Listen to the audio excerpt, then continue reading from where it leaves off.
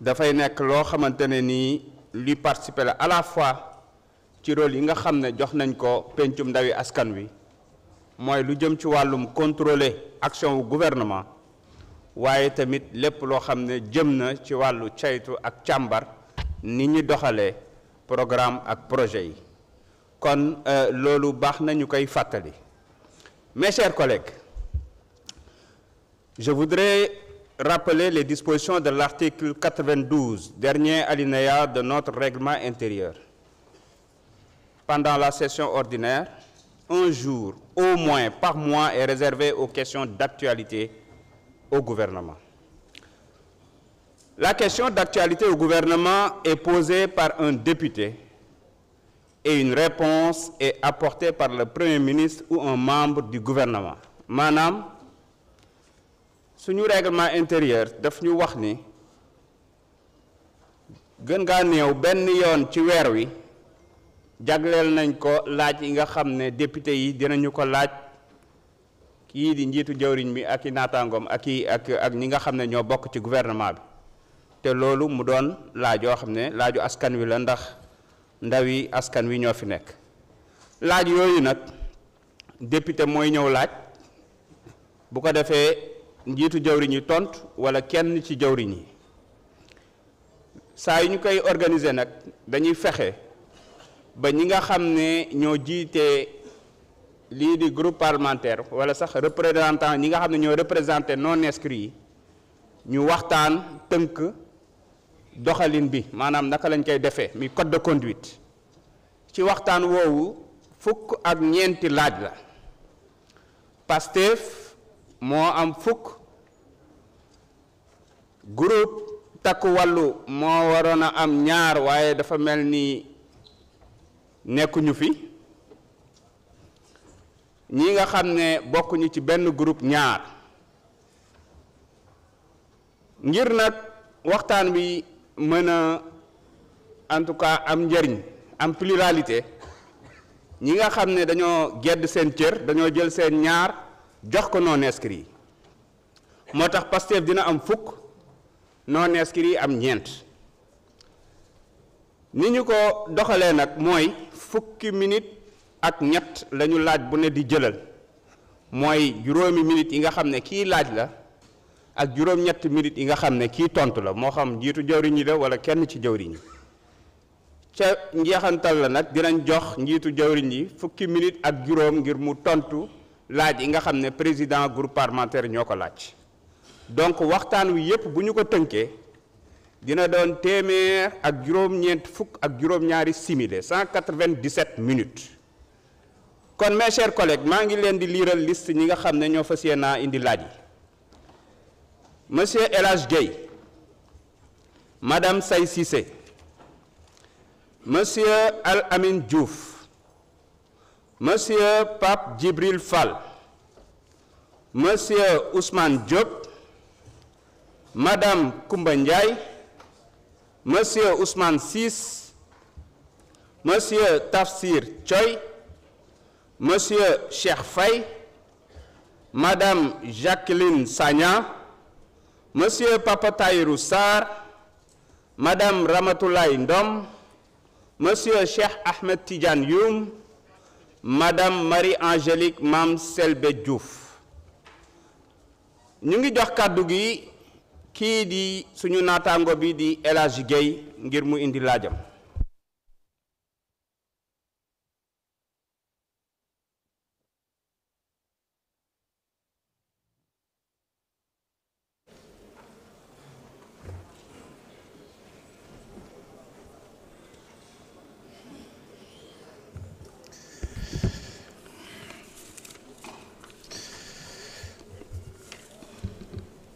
Monsieur le Président de l'Assemblée nationale, Monsieur le Premier ministre, Messieurs et Madame les membres du gouvernement, chers collègues, Mesdames, Messieurs, bonjour. Je voudrais à présent, Monsieur le Premier ministre, vous interpeller sur un fait. L'opinion publique sénégalaise fait l'objet d'un matraquage en règle de certains syndicats, comme une partie de l'opposition au sujet des licenciements constatés dans des ministères ainsi que dans des entités du secteur public et parapublic. Certains vont même dire jusqu'à parler de licenciement politique. Monsieur le Premier ministre, pouvez-vous éclairer la lanterne des Sénégalais sur la régularité et le caractère fondé de tels licenciements qui suscitent le désarroi dans les familles des agents impactés?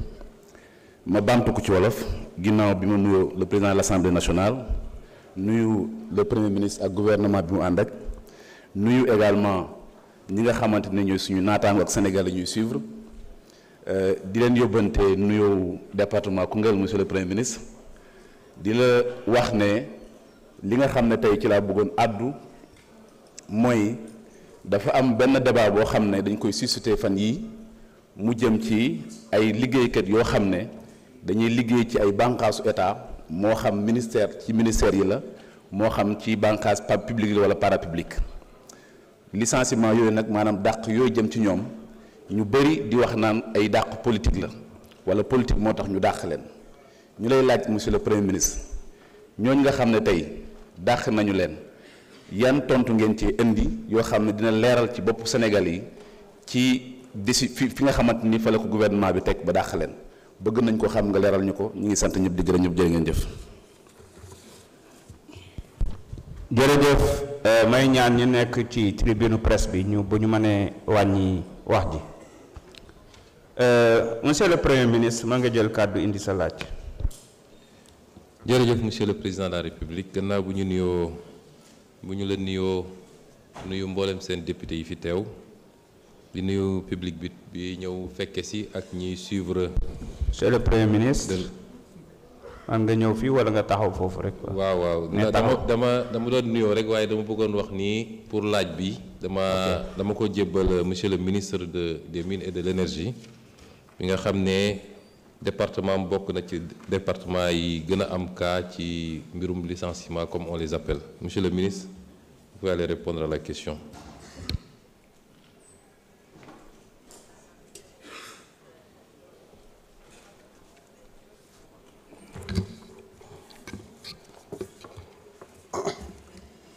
Monsieur le Président de l'Assemblée nationale, honorables députés, Monsieur le Premier ministre, laajte bi mooy wàllu li ñuy wax licenciement li ma ci indi ci tontu benn bi mi ngi jëm ci port autonome de Dakar ci port autonome de Dakar li nga xam ne bii ministère du travail dajale na ko ci information mooy que ci compte rendu bi nga xam ne bii inspection du travail def na ko ci licenciement yi ñuy wax ñaari licenciement moo ci am pour faute lourde yi ci des 725 cas de contrat à durée déterminée contrat à durée déterminée mooy contrat boo xam ne bi nga koy xaatim da nga ko wutaloon app boobu ala kulli xaal saa yi su jotee contrat ba jeex na ki lay liggéeyloo mooy seet ndax li nga ko doon liggéey baa ngi fi ba léegi ndax am na soxla bi ndax jëmm ji ko doon liggéeyal war naa mën a continuer liggéey boobu dëgg la yoon moo wax article 41 ci code du travail L41 ne contrat à durée déterminée mën nañ koo toggaat beneen yoon mais mënut a weesu ñaar yoon ñu koy togg saa su amee day nekk contrat boo xam day dem ba retraite fekk la ca mais lii am fii ci port autonome de Dakar mooy information bi ñu fi yor ne contrat yi lii moo taxoon ñu jeexal ko ci wàllu yeneen situation yi damay ñëw ci ministère de l'énergie 1981 dafa am benn arrêté boo xam ne dafa indi woon lu ñuy wax benn caisse d'avance boo xam ne 50 millions la woon caisse d'avance boobu dafa waxoon métier yi nga xam ne bii mën nañ ci def liggéey yi nga xam ne mën nañ cee fay ci caisse d'avance bi mën lim ko ci rapidement moo nekkoon paiement de frais d'analyse achat de fourniture de matériel de bureau acquisition de véhicules achat de carburant entretien de véhicules ak salaire du personnel temporaire lii la arrêté boobu waxoon ñu jóge fa di am ay recrutement yoo xam ni ay contrat à durée indéterminée la sur la base de cet arrêté là mu nekk première violation de la loi deuxième bi mu nekk ay recrutement yoo xam ni amul ci kenn koo xam ne bii da ngaa déposer demande d'emploi ne ma bëgg a liggéey si fii ñaareel bi ñetteel bi amul ci kenn ci ñoom koo xam ne kii dañoo def compétition appel public ne da ngay soxla yu emploi évaluer ñu financièrement li ñu soxla évaluer ñu les profils yi ñu soxla maanaam bi ñu saytoo recrutement yi ñu seetlu ne 298 personnes la ñu recruté ci fonds boobu te fonds bi di woon loolu di woon liggéeyam tey li ñu ci fay ci fonds bi ñu ngi toll ci 1,150 milliard dépassé na arrêté bi nga xam ne tey ñu ngi toll ci 818 millions pour fay maanaam année 2023 daas bi fa nekkoon bind ministre bi nee na ko recrutement yi ñu def amatul ñu leen fayee faaw ñu wuti 235 millions yi ñu teg pour mën leen a fay ci recrutement yoo xam ni man bi ma defee évaluation personnellement diggante 2021 ak 2024 ñu ngi ci recruter 179 personnes 81 personnes yëpp ci même dëkk bi lañ jógee ñëw liggéey si lan moo tax ñu bàyyi beneen dëkk lan moo tax ñu war a fay lan moo tax man ma ñëw war a fay contrat yoo xam ni inspection du travail validé wu ko visé wu ko benn ñu laaj ministre du travail mu ne moom ci sa boppam moo joxe instruction ne bu kenn visé ti contrat yi nga xam ne ay ministre ñoo ko signé parce que amul ci abadan ci Sénégal benn ministre bu mën a signé contrat de travail parce que ñaar ñi ñooy signé président de la République ak ministre de la fonction bi nga xam ne public bi nga xam ne moom la président de la République délégué à ces fonctions là ñaar yi bu dajee ñu wax ne dama bëgg ñu wax ñu ci ban anam la ñu war a continuer di fay ñoo xam ne lii la yoon wax seen contrat yi visé wuñ ko xaalis bi ñu utilisé pour fay leen jëmu woon ci fay leen conditions yi bu dajee li ñu leen laajte mooy ci ban condition la ñu war a wax ñun suñu comptable public maanaam le DAGE du ministère mu fay salaire yooyu bu ëllëgee bu ñu ko woowee ci kanam yoon ne ko xaalis bi nga dugal ci ban anam nga ko dugalee foofu ci ban anam lañ koy defee ban anam lañ koy seetloo te loolu monsieur le président de la République a été très sensible à la question ba li mu indi mooy arrêté boobu am ministre moo ko signé woon président de la République ak premier ministre def nañ ko un décret pour permettre à ce que ñu régulariser fonction yi nga xam ne moo fi nekk ñi nga xam ne nag 44 personnes la seen i contrat signé wuñ ko seen i contrat ministre bii ko signé yoon nee na amul droit pour signé ko seen contrat salaire bi fa war a dem tey jii amuñu pour fay ko ci lañ ne nañu suspendre li ci nekk nag ñu régulariser ko teg ko ci yoon may fonds bi mu mën a nekk un fonds qui recrute désormais te lii ci situation bi moom la ñuy fekk bu ñu demee fonds de garantie FONGIP bi nga xam ne bi ministère ak caisse de dépôt 11 travailleurs dont certains ont saisi directement le tribunal du travail bu ñu ko saisiree yoon day dox liggéeyam moom la ñuy fekk commissariat à la sécurité alimentaire 10 travailleurs la concerné en départ amiable waxtaane nañ ko et bu ñu demee AIBD également c'est une restructuration qui est envisagée d'après les informations qui nous ont été transmises. Merci beaucoup. Jërëjëf. La parole est à notre collègue Madame Saï Cissé.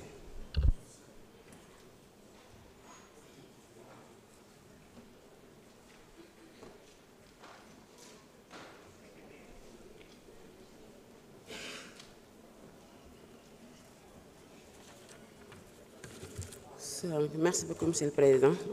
bonjour monsieur le premier ministre ñu ngi lay nuyu ak gouvernement bi nga àndal ñëw fii bonjour chers collègues monsieur le premier ministre le président de la République a dès les premiers mois de sa magistrature montré la voie qu'il compte donner au renforcement de la gouvernance publique au Sénégal, plus particulièrement l'exercice intégral de leurs prérogatives par les institutions de la République, conformément aux textes qui les régissent. Concrètement, Monsieur le Premier ministre, comment l'exécutif entend-il contribuer activement au mécanisme de collaboration avec les pouvoirs législatifs et judiciaires, surtout dans un contexte de polémique sur le fonctionnement de la justice? Quels sont aussi les outils de la régulation, du moins réciproque, qui doivent demeurer actifs en permanence et où en sont les réformes annoncées? Maanaam ci en wolof di nuyu aussi gouvernement bi nga àndal ñëw fii mooy aussi di nuyu suñu honorable collègue yi fi teew ñoŋal léegi dañu bëgg di la laaj nan la exécutif bi fas yéene bari na lool ci réew mi waaye aussi bëggoon nañu tamit ñu xam réforme yi nga xamante ne annoncé woon nañ ko fii ci réew. jërëjëf madame honorable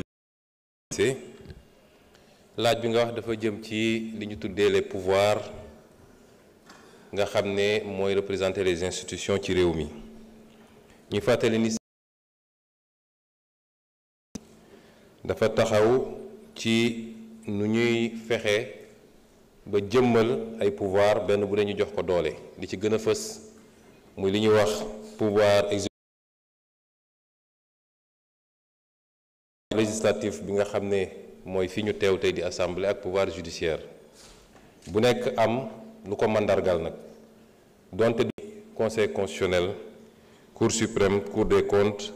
ak li ñuy wax les cours et tribunaux. mooy le gardien des institutions moom mooy assurer le bon fonctionnement de ces institutions mooy le chef suprême des armées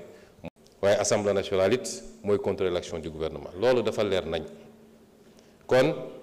defe naa polémique voire de la constitution et non pas de la volonté du président c'est sa nomination qui ressort de la volonté du président moo tax nit ñi suñuy wax dañuy tasaare mais premier ministre li muy liggéey param loolu moo jara xool noonu lañ koy xoolee ci justice xool ko ci assemblée nationale bi génnee pouvoir yooyu la créer nag les mécanismes de collaboration entre ces institutions notamment li ñuy def nii benn la ci forme collaboration est-ce que doy na mat na wala dañ ko war a mottali loolu ñëpp dëppoo nañ ni les institutions ne sont pas dressées pour le sommeil comme on dit évolue au gré du temps et de l'évolution des sociétés ba tax ñu jàpp ni institutions yi war na évoluer ñu ngi ci capacité ak sañ-sañu proposer des modifications yu war a améliorer les institutions parce que l'initiative de la loi am na ci loo xam ne fii bi ñu fi musee njëkkee ñëw am na benn député opposition honorable Tafsir Thioye interpellé jël le temps de travailler à un paquet de réformes bu xóot boo xam ne bu ñu paree nag ba def large concertation dañuy wax ci justice noonu lañ ko mën a wax d'ailleurs ci assemblée nationale jël fu ne mën na am lu ñu fa gis ni waroon na mën a doxee neneen mais loolu beneen débat la parce que sama temps jeex na dinaa ci dellu si waat. Vous avez 8 minutes. 3 minutes. Voilà. Bon bu ñu waxee affaire fonctionnement ñuy xool naka la war a fonctionner boo demee ci exécutif di nga fa gis loo xam ne du ñu mën a teg baaraam la. Le gouvernement qui la détermine c'est pas les magistrats ce que j'entends par politique pénale mooy dans le ci biir corpus légal bi mënuñu ko génn l'État à tout moment peut dire telle question man jàpp naa ne dama ko war a traiter de manière plus rigoureuse ou alors war naa mën a am flexibilité ma jël benn misaal bu ndaw boo jëlee lu mel ni infraction bu jëm ci cannabis loi ne c'est 10 dama joxe exemple rek de su loi ne masalan 10 ans maximum 6 mois minimum selon le moment l'État peut décider que la politique pénale ci instant bi c'est un traitement beaucoup plus doux donc on ne le voit pas au-delà de 2 ans en tout cas ci rek li procureur. La loi dit que le gouvernement chaque ministre a le droit et même l'obligation de saisir la justice sur découvrir une infraction et même d'instruire la justice c'est pour des raisons de rationalité que le gouvernement yëpp dajale ko teg ko ci loxo ministre de la justice kon foofu am na un lien ombilical parce que l'ordre public relève de la responsabilité de l'exécutif dans un pays maintenant les juridictions du jugement ñoom dañoo am seen indépendance ñu teg ko ci ñaar yu am solo bu ci njëkk mooy le principe de l'inamovibilité mooy juge bi mënoo parce que neexuma ma ne dama ko fiy jëlee ñaareel bi mooy leur soumission obligatoire à la loi ils ne servent que la loi ils ne reçoivent pas d'instruction seen intime conviction la ñuy juger c'est comme ça que fonctionne la justice. Merci beaucoup jërëjëf. Honorable député Al Amin Diouf.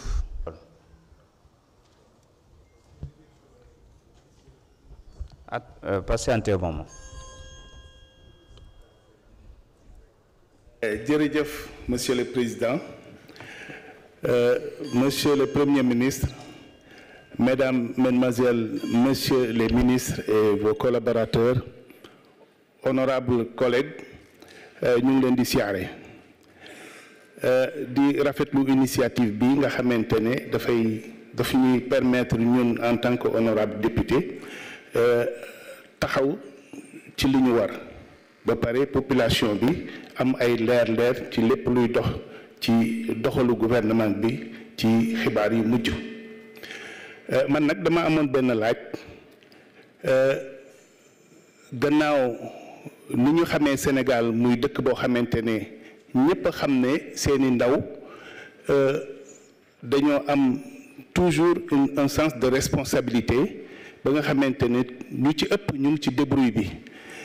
di bitigu mbagg di léegi nag pour gën a ñogal seen nekkin ak mën a gën a jàppale seeni njaboot dañu am benn doxalin boo xam ne dañuy dem di jégaane yeneen réew pour gën a uti te ci yoon boobu nag dafa am ay risques yoo xamante ne seen bakkan xaj na ci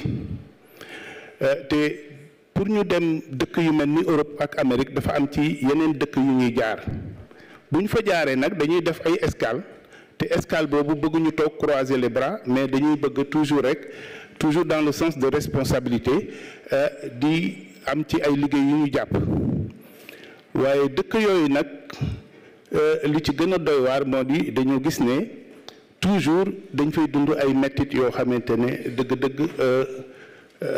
daf ñuy tere nelaw ñii ñu bàyyi réew ma ak ñun ñi nga xamante ne ñu ngi ci diaspora bi nekk seeni mag seen nijaay seeni pàpp ndax ma joxe ci benn exemple rek bu gën a gaaw mooy suñu mbokk yi nga xamante ne ñu ngi ci Mauritanie nga xamante ne mook Sénégal ñaari dëkk la mais njaboot yi benn lañ te am nañu lëkkaloo boo xamante ne macha allah mënoo ci ràññee kii ak kii waaye di leen jël ndax ñàkk am kayit di leen delloo Sénégal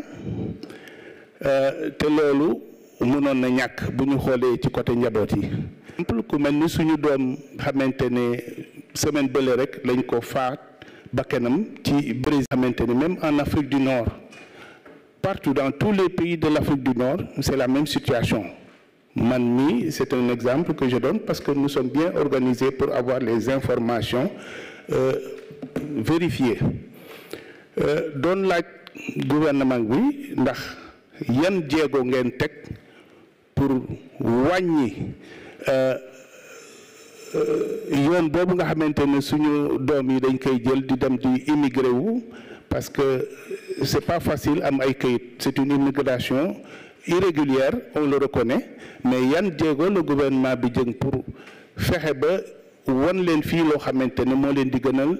génn réew mi di dund situation yooyu et aussi en même temps protéger doomi réew yi nga xamante ne ñu ngi ci bitim réew ci diaspora bi loolu laa doon laaj di leen gërëm di leen sant di rafetlu daal initiative bi jërë ngeen jëf. jërëjëf honorable Alamine Diouf. Monsieur le Premier ministre, vous avez la parole.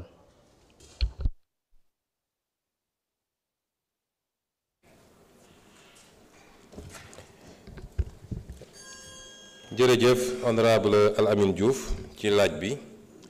mbiroom génn gi moom defe naa bi ñuy toogee ba léegi ci suñu priorité la te man en tant que tête de liste bu suñu coalition ci élection législative yi defe naa fi ma jaar yépp délivré naa un message bu leer à la jeunesse sénégalaise li may njëkk a def mooy waxaat jeunes yi nii ils essaient de trouver une fausse solution à un vrai problème génn bi à tout prix du solution moo tax ñun ñu jàpp ni amul justificatif bu ñu ko mën a wutal justificatif bu war a mën a layal nga tayle sa bakkan parce que da ngaa bëgg a dem feneen fu ñu la ne war nga faa mën a fayeeku lu ëpp ndax réew mi nag ak lu fi munti nekk gisaguma ñu fi dee parce que lekkuñu amul ci réew mi gisuma ko fi am problème parce que da ngay toog sa biir kër balu fetal yi di la fa fekk amuñu guerre civile lan moo war a mën a justifier ñun Sénégal phénomène bi gën fee tar yeneen réewu Afrique nga xam ne daanaka ñoo leen tane fuuf parce que bu dee dañoo bëgg a jiital lépp nag teg ko ci matérialisme day problème day am ndaw ñi ñoo war a tabax réew mi bu dee d'accord nañ ni pendant des décennies dañoo yàq réew mi ñu ànd xeex bi ba jot ci réew mi réew kenn du ko tabax ci benn fan kenn du ko tabax ci juróomi fan dañuy toog ànd defandoo les sacrifices et les efforts moo tax amul benn réew bu responsable boo xam ne war na abdiquer par rapport ak phénomène boobu loolu tax bi ñu toogee ba léegi président de la république dafa joxe instruction yi ma koy appliquer avec le gouvernement toutes les mesures yu ñu war a jël pour mettre un terme à ces départs ñu ngi koy def te su ngeen seetee par rapport ak année passée yi wàññeeku na bu baax ndax doo toog semaine te déggoo ñu ne marine nationale intercepté na ay gaal andi leen ñu ngi yokk jumtukaay yi pour que les forces de défense et de sécurité mën a def liggéey bi ñu war a def bépp gaal bu ñu yëg ni mu ngi départ dañ koy jëddi mieux encore ñu ngi réfléchir ci nu ñuy corser même les sanctions par rapport à ces départs parce que ba tey jii convoyeurs yi rek la ñuy sanctionner te boo seetee sanctions yi peut-être desera diis trop moo tax phénomène bi mën a continuer et lu ñu ci war a def pour renforcer ko dinañ ko def ñu ngi ci études yooyu bu loolu weesoo nag muy les mesures de lutte li nga laaj dafay dugg ci suñu programme li ñu door te dinaa ci tontu naaw mi ba naataange am fi ba liggéey am fi ba nit ñi mën a toog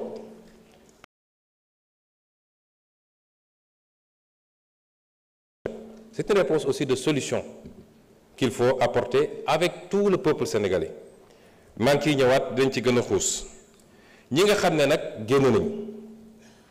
dañuy jonkanteeg problème yu bëri léeg-léeg wax nga léegi suñu mbokk mi am problème barki démb ñu koy jaale ay waajuram waale ko ay mbokkam di ko naqarloog moom bi mu amee ministre des Affaires étrangères li mu ci war a def yépp def na ko jël na les mesures diplomatiques bi mu war a jël autorité brésilienne yi coopéré nañu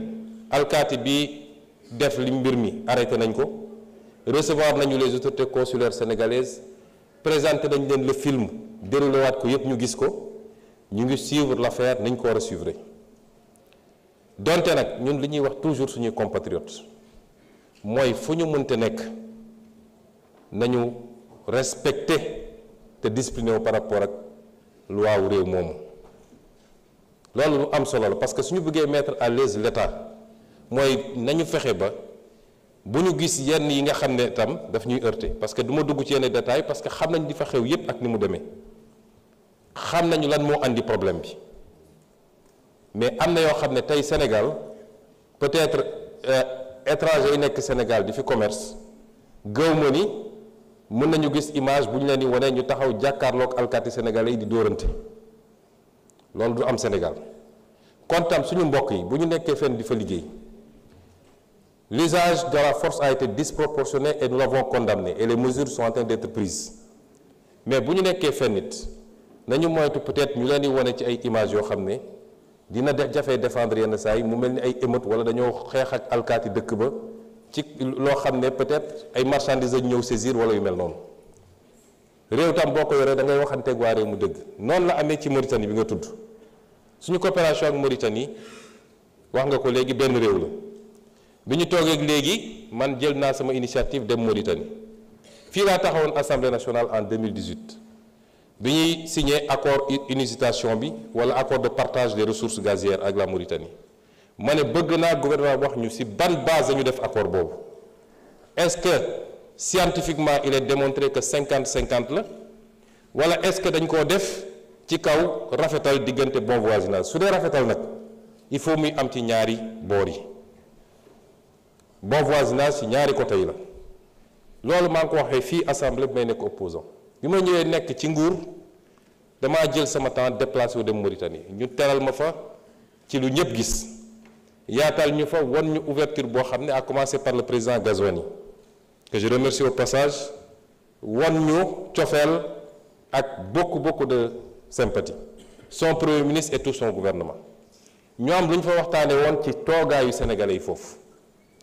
loolu nag ñu ngi ci wéy ba léegi am na lu ñu proposé ñoom ñun def nañu contre proposition pour suñuy naataango yi ne foofu mun a am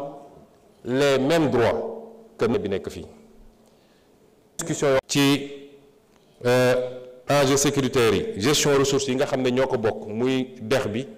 muy géej gi ci napp gi muy leneen ak leneen ak yeneen yoo xam su ma ko doon lim dina gudd. ñaari réew nag bu ñu bokkee loolu li gën ci ñaari réew yépp mooy kenn ku nekk na doxal ci nu mu gën a rafete loolu la ñuy xaar ci suñu naataango Mauritanie waaye di wax tamit suñuy ressortissants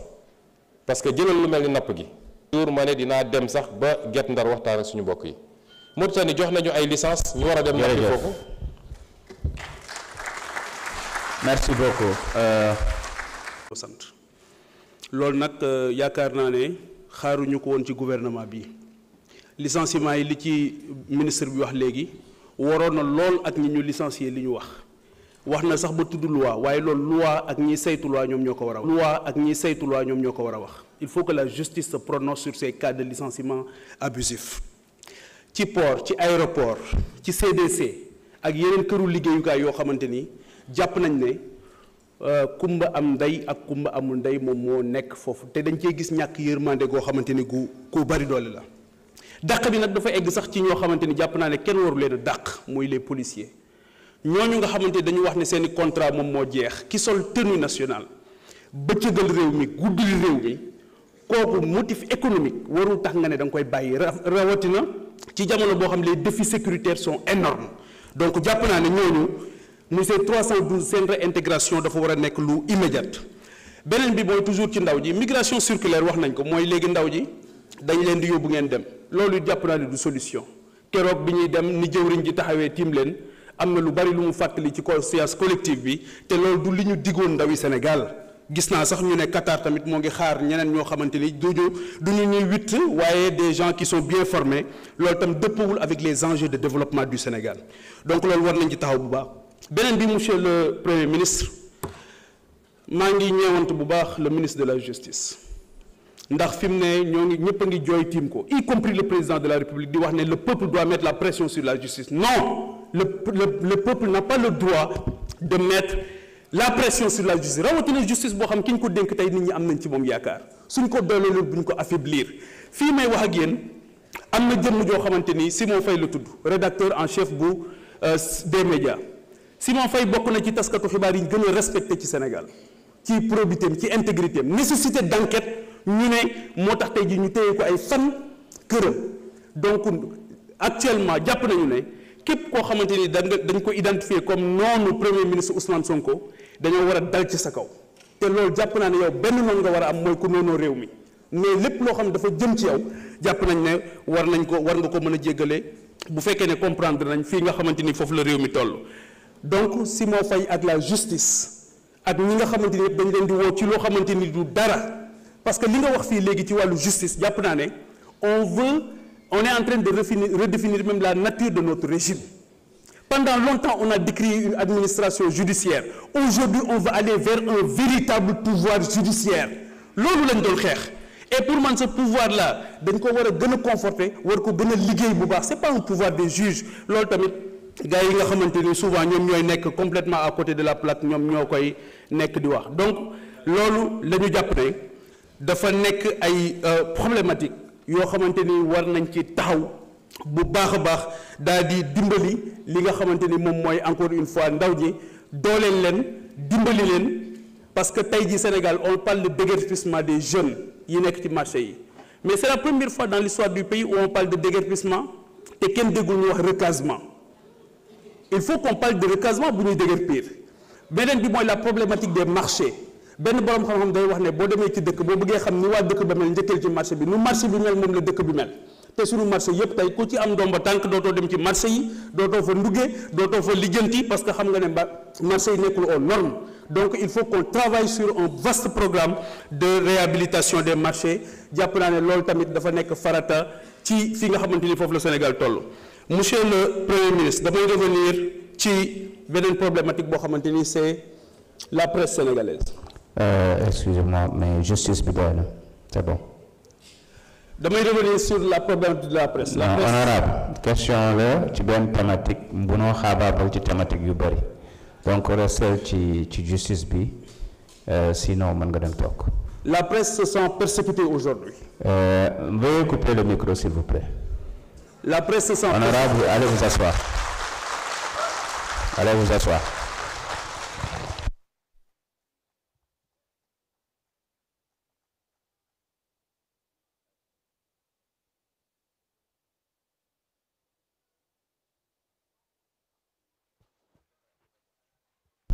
Merci beaucoup. Monsieur le Premier ministre, vous avez la parole.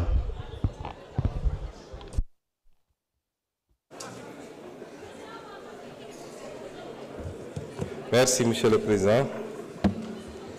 Je crois qu'il y a eu 50 000 questions en une, mais dinañ ci tontu yenn yi rek. Et je me réjouis de voir que une certaine opposition essaie de s'agripper à tous les branchages.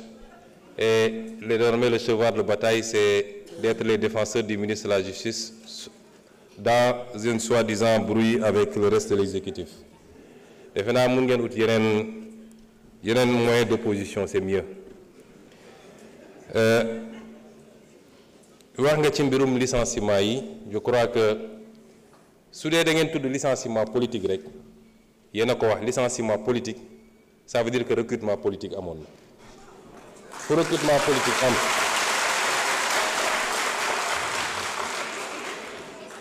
ku ñëw recrute ku politique recruté woon nag politique war na laa mën a fi.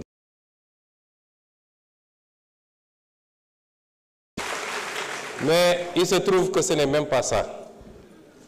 Le problème, ministre Bi vous a donné des arguments techniques. Répondez par rapport à des arguments techniques. Les gens sont libres d'aller en justice pour dire que d'accord, moi c'est mon licenciement. Et la justice se prononcera. Ce n'est pas un débat. Sujet. Ensuite, vous parlez de justice. Vous savez, ce que j'ai défini, nga xam ne lépp ci constitution laa ko jëlee lan mooy le changer régime bi. Est-ce que yow xam nga régime Sénégal kon? Je rappelle que c'est ça, vous dites qu'on change le régime. Kon la constitution, c'est-à-dire il faut arrêter d'être aérien. dee leen wax loo xam ne dañ naan 1 plus 1 égale 2 constitution article wax na lii est-ce que mooy nañ ko dee leen dellu si noonu ci politique parce que sinon da ngay di nekk di lëndëmal askan wi ci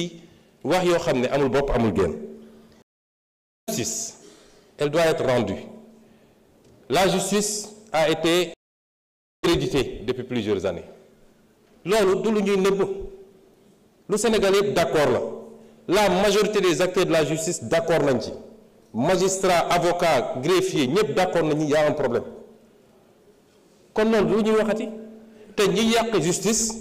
Comment on a instrumentalisé des magistrats ba ñëpp ñaawlu ko. Et cette justice-là, il faut l'aider à se redresser. Parce que erreur bi Sénégalais yi warul def mooy jàpp ni dès lors qu'on a élu le président Bassirou Diomaye Faye le 24 mars. et les résultats yi ñu war a am. L'État, c'est le même État qui est là, les mêmes agents. Liggéey la boo xam ne au jour le jour lañ koy def. Ce qu'on appelle l'État profond, il est encore là.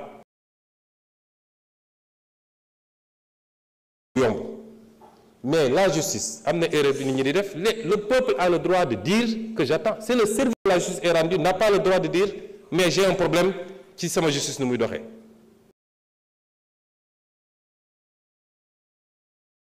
Le temps de la justice est le temps des hommes, parce que la justice est rendue au nom des hommes. Et en matière de justice, il y a un principe qui est important. Ça, c'est un principe fondamental du droit. Nous pouvons poursuivre ça des magistrats. Lorsque, par leur négligence, on peut poursuivre disciplinairement des magistrats. Tay biñu jog ñëwé gaay def inventaire laaj leen dans les trucs de dans les justifications, peut-être amuñu suffisamment d'effectifs, peut-être les conditions de travail, mais en tout cas de cause, la justice doit être rendue avec célérité parce que le citoyen doit pouvoir connaître son sort rapidement. Et la société doit pouvoir être édifiée sur le sort du citoyen. est-ce que yoon la ñu ne nit jàpp nañ ko pour une banalité mu def 10 ans ñu ne mu ngi instruction est-ce que vous devez être dans cette situation vous kon yéen opposition da ngeen di ut fu ngeen di langaamu da ngeen amatul argument nee nga que actuellement dañuy dal ci kaw nit ñi gis nga la liberté d'expression constitution moo consacré la liberté d'expression est-ce que xam nga ban article moo ko wax ci constitution bi ak lan la wax je suis sûr que xamoo ko liroo ko l'article 10 de la constitution dafa ne chacun a le droit d'exprimer et de diffuser librement ses opinions par la parole la plume l'image la marche pacifique pourvu que l'exercice de ces droits ne porte atteinte ni à l'honneur ni à la considération d'autrui ni à l'ordre public ni à l'honneur parce que ce qui se passe actuellement cette opposition là nga xam ne ñemewuñu parce que xamante nañu ñoom ñooy dem jël ay xale yoo xam ne koo ci laaj mu ne la aw ma certificat yónni leen ci télé ne leen dem leen saaga ji pour attenter à l'honneur des gens pour attenter à la dignité des gens à la considération d'autrui et à l'ordre public et vous croyez que ça nañ ko bàyyi muy dox au nom de la liberté moi je vais vous dire une chose ba fi mu toll nii je ne me suis jamais intéressé à ces questions lu xew ci réew mi ñu ne Sonko la je n'ai jamais fait arrêter quelqu'un le ministre de la Justice est là je n'ai jamais dégg naa même ñi ñu jàpp ci affaire dossier xaalis ak nangam ñu ne Sonko la c'est pas moi damay xëy di gisandoo ci presse bi ñëpp ñu jàpp nañ diw mais sur ces questions-là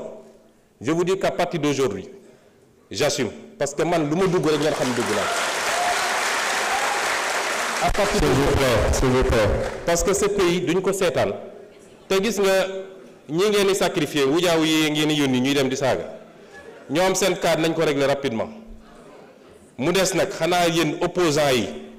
ponkal opposants yi nekk seen kër yor seeni milliards di joxe di fay ay loyer pour nit ñi saagal leen xanaa dañu génn ñeme léegi bis bu ñu effacer ñoo ñëpp ils prendront leur courage pour sortir et on les attend parce que rek yéen ñu woo ci terrain bu ñu xam ñun terrain bu ñu mën ñoo leen ciy xaar ensuite vous citez le cas de journalistes des journalistes qui reprennent soi-disant des articles est-ce que xam nga ce que la loi a dit vous êtes journaliste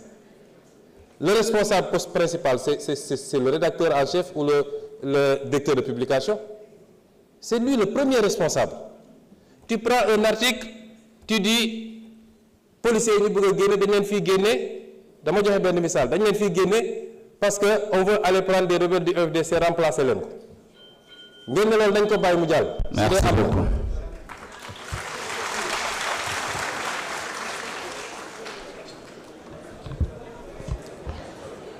Honorable Ousmane Diop, vous avez la parole.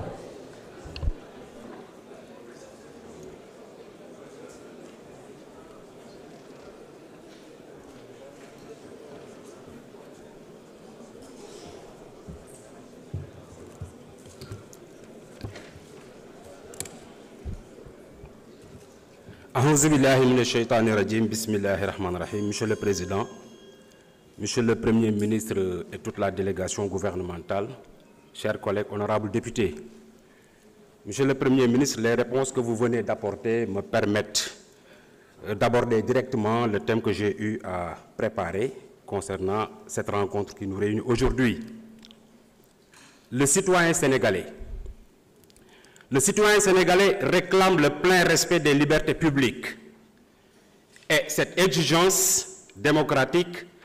ne doit en effet souffrir d'aucune entrave dans le respect des lois et règlements. Toutefois, des dérives sont quotidiennement notées dans l'exercice de ces droits, plus singulièrement dans le contexte de la prolifération incontrôlable des réseaux sociaux. Monsieur le Premier ministre, loolu ba kañ est-ce que dañ koy bàyyi muy wéy tout en garantissant l'exercice de ces libertés publiques? Quels sont les garde-fous d'ordre légal et réglementaire que le gouvernement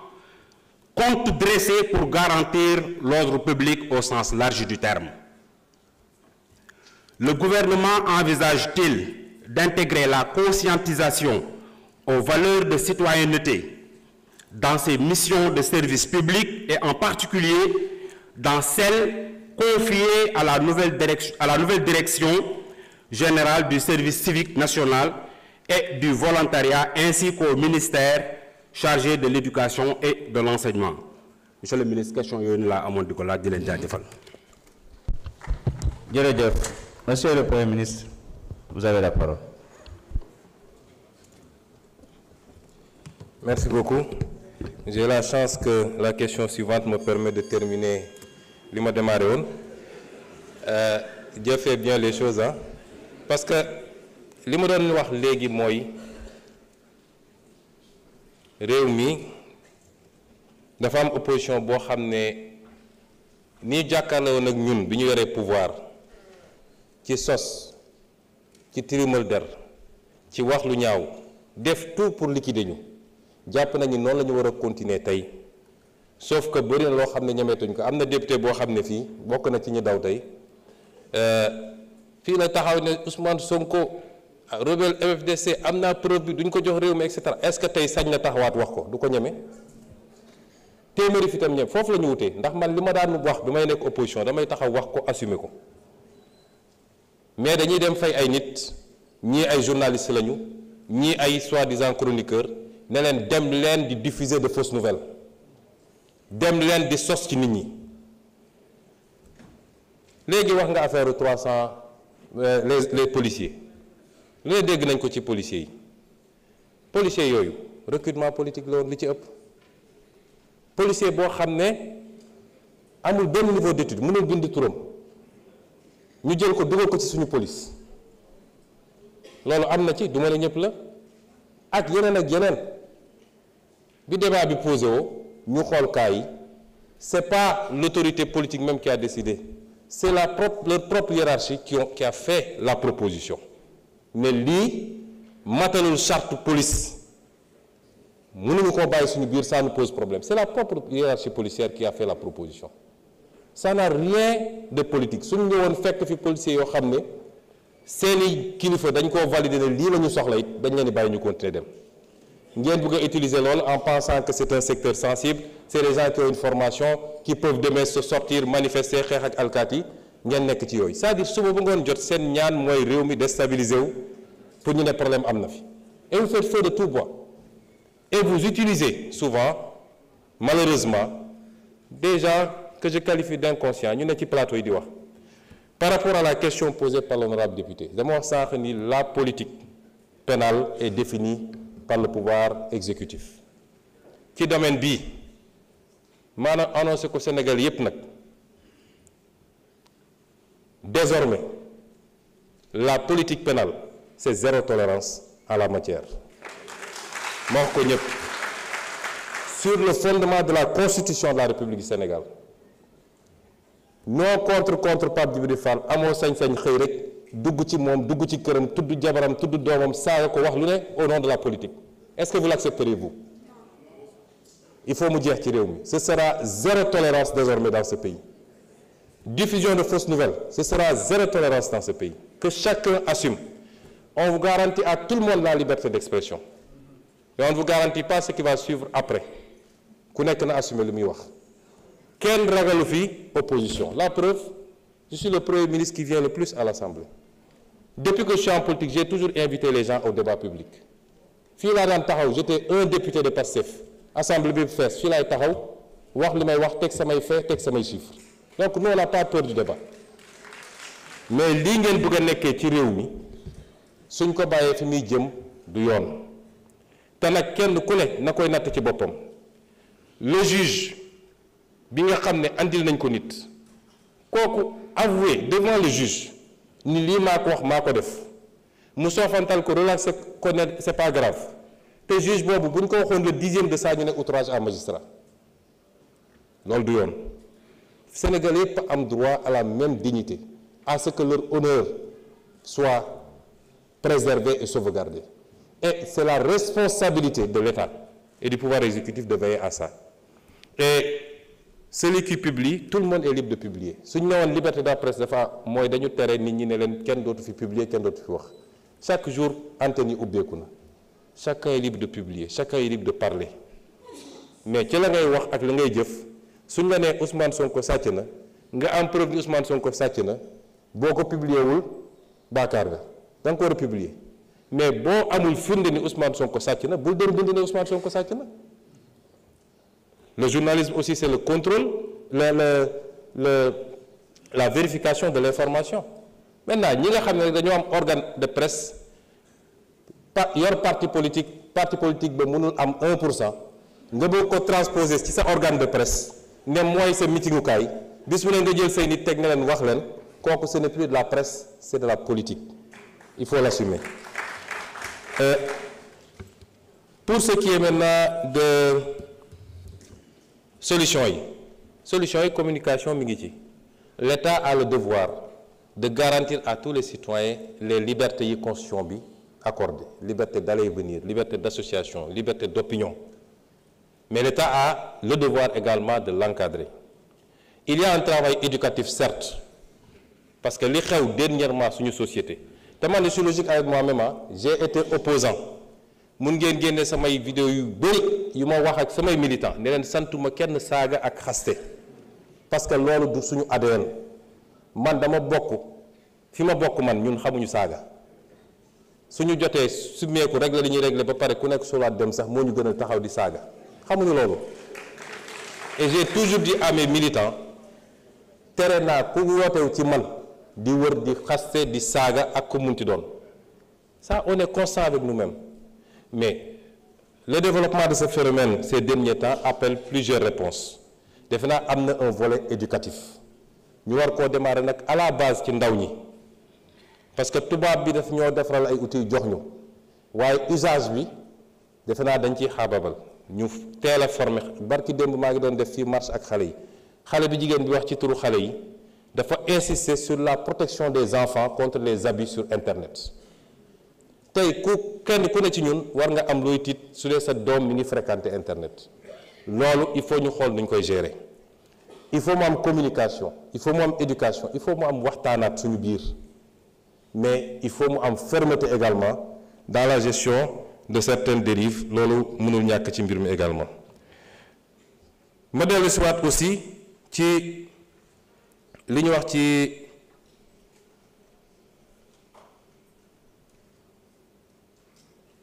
licenciement yi non waxoon naa ci licenciement ci migration circulaire bi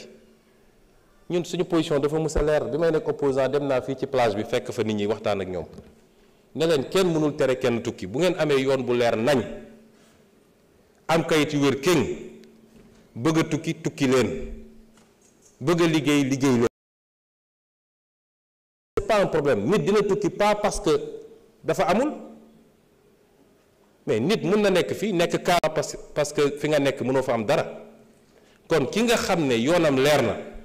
mu war a mën a dem dans la vie te loolu on va continuer à y apporter des solutions merci beaucoup. Merci. Merci beaucoup monsieur le président maa ngi lay nuyu di nuyu premier ministre ak gouvernement bi mu àndal réew mi dafa fekk ni jafe-jafe finance publique daf fi nekk. mu bari lool ci wàllu dund gi cher lool nga xamante ni dañ koy yokk nag doon loo xamante ni teguñu ko fenn amul benn yoon boo xamante ne ni rek yokk bi fekk na gouvernement bi moo ko gouvernement bi dina wàññi njëg gi bu baax a baax bi loolu jàllee ñu gis ne wàññi nañu ci ceeb bi wàññi boo xamante ne ni Sénégal yëpp ministre de l'énergie mu ne am na yéene aussi wàññi courant bi muy loo xamante ni nag Sénégal yëpp a ngi koy rafetlu ki am leneen loolu lay may kon jarul ñu nekk fi di tontonteeg ñoom man nag sama question mu ngi nekk si wàññi boobu nga xam ne wàññi ngeen ko naka ngeen doon ñu ngi xool ñu ngi laaj itam naka ngeen def ba am xarañteefu lu matut at ngeen nekk fi moo nekk que ni naka ngeen di def ba wàññi boobu su am loolu itam jafe-jafe la may laaj aussi ban jéego ngeen boo xamante ni tam commerçant yi nga xamante ne ni ñu ngi wàññi dinañ leen mën a fekk foofu jëflante ak ñoom ndax gis nañ ne ak ngeen fas yéene yam wala am na ñeneen ñoo xamante ne nii xalaat ngeen pour dolli leen ci ñu mën a dem jàppale leen ci prix yooyu ñuy xamle aussi que ni wàññi bitig bi na lii lay jaayee bitig bële di jaayee lale dañu bokk benn prix bi ban matukaay la ci gouvernement bi jël leneen li ci des nga wàññi ci loo xamante ne nii defoo fa ñaari at nga wàññi dund googu. première nécessité ndax dund gi lépp la waaye boo jëlee li nit di lekk ak li nga xam ne day jëm ci dëkkuwaay wala yu mel noonu wala paj mi ba ci njàng mi yooyu jàpp nañ ni président Bassirou Diomaye daf koo def muy une priorité absolue bu ngeen seetee conseil des ministres yu teglantu yépp man mii def naa communication conseil des ministres ba le passé ci yi nga xam ne ñu ngi koy taxawal pour lépp lu jëm ci lois bi ak li ñuy wax logements sociaux balaa loolu annoncé woon nañu wàññi yi nga xam ne fas yéene nañ ko def ci ceeb bi ak yeneen yi gëm naa ni sax di amaat nañu marge yu ñuy wàññee te loolu lépp nag état bi nga ko def ci contexte bu métti mais mu ngi ko def ci sacrifice parce que naka lañ def ba wàññi ceeb bi bokk na ci bëri na loo xam ne dafa nekkoon ci biir ceeb bi état bi war koo am muy ay recette mooy taxe yi ngay fay ki importé ceeb bi bu ñëwee war a dugg ci biir réew mi dafa war a fay ay taxe douane taxe yooyu lu am solo la ci gafaga état bi pour mu mun a faire face ak ci yeneen priorité loolu yépp état bi da koo teggi ne teggi naa ko pour mun a wàññi dund gi waaye yemuñu ci loolu dañoo dem ba gis ni bokk na ci liy surenchérir mooy sooy dem jëndi fu sori ñi nga xam ne intermédiaires yi bëri boo moytul kenn ku ne bu tegee tuuti ci margam bu dellu see fii moo koy yokk ñu dépêché ay mission ne leen dem leen ministre bi jiite ko ngeen dem directement Inde ngeen dem waxtaan ak ñoom bañ demee waxtaan am nañ fa ay réduction yu am solo yoo xam ne moo impacté ci prix ceeb bi yemuñu ci loolu parce que tey ceeb bi soo ko jëlee nii mënoon nañu dugalaat taxe bi te du tax prix ceeb bi yokku ndax niveau réduction bi ñu am est-ce que loolu dañuy jël maintenir génne prix taxe bi wàññiwaat ngir ceeb bi wala dañuy dugal taxe bi mu am lu muy dugal ci gafa état bi ñu mun koo orienter ci yeneen préoccupation ñu ngi koy étudier waaye dama lay wax rek ni yitte la boo xam ne lu ñuy surveiller la tey soo jëlee lu mel ni produits pétroliers yi ak li xew ci àdduna bi ñu commencé seeni guerre commerciale ba léegi bokk na ci rare impact yu ñu war a wax positif la mooy gis nga ni lépp lu jëm ci prix baril bi wàññeeku na bu baax moo tax ñun immédiatement dañuy mettre en place le dispositif pour xool loolu yëpp nuñ koy répercuter ba consommateur bi sénégalais bi mun koo yëg man mi mettre na en place un comité moom le ministre de l'énergie moo koy jiite ministre des finances nekk ci yeneen ministres yëpp ci ni ñuy def ba wàññi prix courant bi ci ménage yi waaye ñu ciblé ko ñu fexe ba ménage yi nga xam ne ñoo gën a ndóol te boo jëlee fichier RNU bi nga xam ne ANSD moo koy defar ni mu tuuti mat na 500 000 ménages ñu ne ñii ñooy ñi gën a ndóol ci Sénégal ñu fexe ba ñooñu ñooy ressentir le prix de la baisse ñu impact bi parce que boo ciblé wul def diminution globale milliardaire bi nekk fële nga xam ne moom amul problème fay day bénéficier des subventions au même titre que ki nga xam ne moo gën a ndóol kon loolu ñu ngi koy liggéey ci énergie bi noonu lañ koy liggéey ci yeneen ak yeneen mais la vraie solution moo tax ci un an mënuñ ñu laaj solution bi la vraie solution mooy ñu produire lu ñu permettre ñu am autosuffisance ñun suñu bopp. gis ngeen ren effort yi ñu def ak résultats yi ñu am ci pomme de terre bi war ko mën a am ci soble bi noonu lañ ko bëgg a defee ci filière yëpp muy filière u ceeb bi muy filière u élevage bi peau cuir et lait soo demee ci vision 2050 bi yooyu yëpp dañ ko définir ay filières yoo xam ne dafa am ay politique yu ñuy appliquer parce que réew fii léegi li ëpp li ngay soxla ci la ngay consommer da nga koy jëlee ci àdduna tu continues à être vulnérable maintenant nga laaj nag suñu defee ñun suñu effort ba wàññi nu ñuy def ba spéculation bi bu mu am looloo tax ñu jël justement les 1000 volontaires dans les régions renforcer kook li fa newoon déjà ci contrôle économique état bi dina jël ay matuwaayam am na lu ñuy liggéey li ñuy tuddee le marquage ñu ngi liggéey ci un système de marquage des produits ba nga xam ne à temps réel par exemple ceeb bu dugg si ñu marqué ko xam kañ la fi dugg ak jamono jooju cours mondial bi ñaata la woon bu demee ba ñu ne cours mondial bi changé na en hausse ou en baisse ñu mun koo suivre ba nga xam ne tant que ñu ngi ci stock boobu commerçant bi warul mun a jaay plus que ce prix parce que xam nañ ni mu ko jëndee woon à la base bu ko defee dinañu am une régularité ba pare nag fexe ba le premier contrôleur mu doon le consommateur c'est-à-dire bu ñu nee ça c'est un domaine où le prix est administré où le prix est réglementé yow nga dem sa boutique ñu ne 100 lay jar nga gis commerçant bi di affiché 120 ñu def numéro vert ñu am tous les mécanismes nga mun a woote ne ah man de sama koñ commerçant bi mu ngay jaayee 120 ñu ñëw immédiatement fekk ko foofu et loolu dinañ ci jël aussi ay matuwaay dans le cadre de la réglementation kon priorité président de la République mooy la ñuy liggéey dañ koy liggéey graduellement muy dem mais en attendant la jëm ci li nga xam ne mooy li nit ñi soxla pour dund bu ñëwee dund bu tane en tout cas loolu mu bañ a doon loo xam ne problème la parce que nguur nag ku ko yor te mënoo comprendre loolu mooy yow sa bopp tu te mets en danger waaye effort yi ñuy def dañ koy def par rapport ak nos capacités réelles moo tax communication ak le peuple dafa am solo s'il y a énormément de désinformation li ëpp ci askan wi xam nañ fi ñu jëm mais il faut ñu continuer di communiquer ak ñoom et c'est pourquoi dans les prochains jours d'ailleurs j'envisage des rencontres sectorielles commencé woon naa keroog avec les syndicats je vais le faire avec les secteurs informels jakartamani ambulants yi je vais le faire avec les agriculteurs je vais le faire avec les éleveurs je vais le faire avec toutes les forces vives de la nation parce que il nous faut nous entendre sur un consensus fort réew li koy defar il faut consensus fort am ci mooy fii la ñu bëgg a jëm voilà le cap acteurs yi ko war a def yépp wax ma politique yi wax ma politiciens yi parce que politicien moom nu muy def ba jot ci nguur gi rek je parle des forces vives de la nation ñi nga xam ne ñoo nekk ci terrain bi di liggéey te soxlawuñu ku leen waxal xam nañ seen réalité ñoom ñëpp j'irai à leur rencontre j'organiserai des forums des forums yoo xam ne échange lay doon ci li nga xam ne mooy suñu jubluwaay production bi tam ba léegi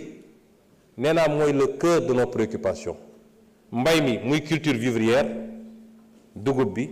ceeb bi ak yeneen yi nga xam ne moom la ñu soxla fii ci suñu réew moom la ñuy dundee mboq mi mais également les cultures yi nga xam ne dañ koy def pour am xaalis pour liggéey gis ngeen ren effort yi ñu def ci wàllu gerte gi parce que yëpp day complété wu plus nga yokk pouvoir d'achat wu ñooñu les producteurs. Honorable député Ousmane Ciss, vous avez la parole.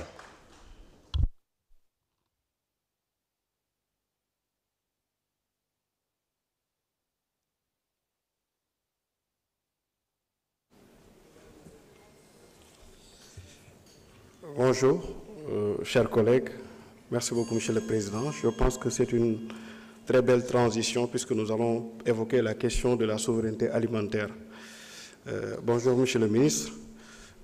chers membres du gouvernement. Permettez-moi d'abord de vous féliciter pour votre sens aigu de la démocratie.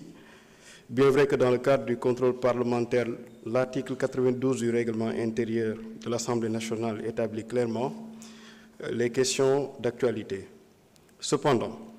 force est de reconnaître que ceci entre dans le cadre de la rupture plébiscitée par le peuple sénégalais, aussi bien du côté de l'exécutif que du côté du législatif. Monsieur le chef du gouvernement, la souveraineté alimentaire est sans aucun doute une préoccupation essentielle du nouveau régime. Depuis avril 2024, vous venez de le dire, beaucoup d'efforts ont été consentis, des efforts colossaux d'ailleurs, dans le secteur agricole. Je peux évoquer l'appurement de la dette jusqu'à la subvention d'une certaine catégorie de semences, et les Sénégalais ont compris la priorité que constitue l'agriculture dans cette quête d'une souveraineté économique. Et nous sommes convaincus que la souveraineté économique ne saurait véritablement être un acquis sans cette souveraineté-là alimentaire. La construction de chambres froides, la conservation de produits agricoles, pour la conservation de produits agricoles annoncés, en constitue une parfaite illustration. Toutefois, s'agissant des produits comme le chou, le poivron, la tomate ganila, l'aubergine, le piment, etc., des efforts considérables demeurent nécessaires. À titre d'exemple, l'augmentation des prix de la tomate ganila, qui est passée en un temps record de 20 000 à 40 000 francs le pot de 50 grammes, ou encore du chou qui est passé de 16 000 à 21 000 francs le pot toujours de 50 grammes. Ma question est de savoir, Monsieur le ministre, qu'est-ce qui justifie ces hausses et quelles mesures le gouvernement compte-t-il prendre à cet effet? Par ailleurs, malgré les efforts salutaires, la problématique de la commercialisation demeure entière. La mainmise de firmes étrangères comme Sénéguindia dans le secteur de la pomme de terre suscite de vives inquiétudes dans le secteur agricole, qui peine non seulement véritablement à avoir un retour sur investissement, mais à trouver parfois des chambres froides à leur convenance. À ce sujet, quelles sont les solutions préconisées pour une bonne régulation du marché en vue d'atteindre la souveraineté alimentaire? Donc ñu tënk ko ci gàttal ci olof, monsieur le premier ministre ñu ngi lay nuyu di la sant bu baax di la tatagal di wax ne lii mbégte la ci ñun parce que ñun ñoo woote rupture muy ci exécutif bi ak ci législatif bi te gis nañu ne depuis 2 décembre bi ñu installé ba léegi bi mooy ñaareel yoon bi nga fi teewee loolu nag firnde la ci ne assemblée nationale mu ngi def liggéeyam di ci jiital le président El Malick Ndiaye waaye tamit exécutif bi aussi mu ngi def liggéeyam te loolu firnde la ci aussi te wax nga ko sànq ci sa tontu ci vitalité démocratique bi Sénégal di dund. Donc bu loolu weesoo dañu jàpp ne ci li ñu jaay sénégalais yu ba ñu fal ñu ci exécutif bi ak ci législatif bi bokkoon na ci ne dañoo bëgg un pays souverain juste et prospère ñu jàpp ne ñaar ci baat yooyu muy souveraineté ak prospérité mënul am lu dul dañu moom suñu bopp mënal suñu bopp rawatina nag ci wàllu mbay moo tax bi gouvernement bi toogee gis nañu effort yu am solo yu ñu def ci d'abord fay ay bor yoo xamante ne ëpp na ñetti at régime bi fi génn laji lool te Sénégal yi teg ci seen bët daal di ko fi bàyyi mais yéen bi ngeen ñëwee budget bu ñu leen nattalul ngeen defee effort bokkul ak effort yi ngeen def ci ceeb bi daal di appuyer dette boobu yemoo leen foofu da ngeen a ñëwaat aussi daal di wàññi semence yu bëree waaye nag malgré effort yooyu ñu def ci wàllu agriculture dafay baax tamit ñu bàyyiloo xel bu baax a baax gouvernement bi ne ñi nekk ci secteur boobu soxlawaat nañu ay effort yi tudd naa ko sànq ci nasaraan bokk na ci wax dëgg yàlla secteur yi nga xamante ne mooy tomate ganila ak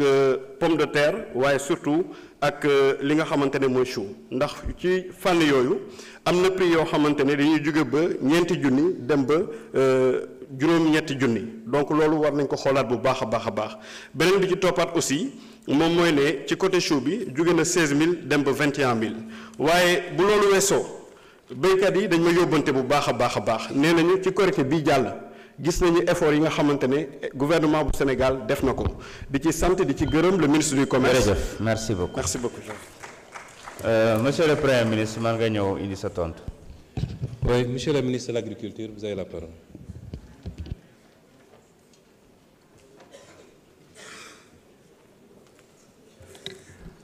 Merci, monsieur le Premier ministre. Merci, monsieur le président de l'Assemblée nationale. Honorable député, fi may door rek mooy ci effort yi nga xam ne nii gouvernement bi def na ko pour adresser la sécurité et la souveraineté alimentaire. su ngeen xoolee Sénégal mi ngi importer 1070 milliards de denrées alimentaires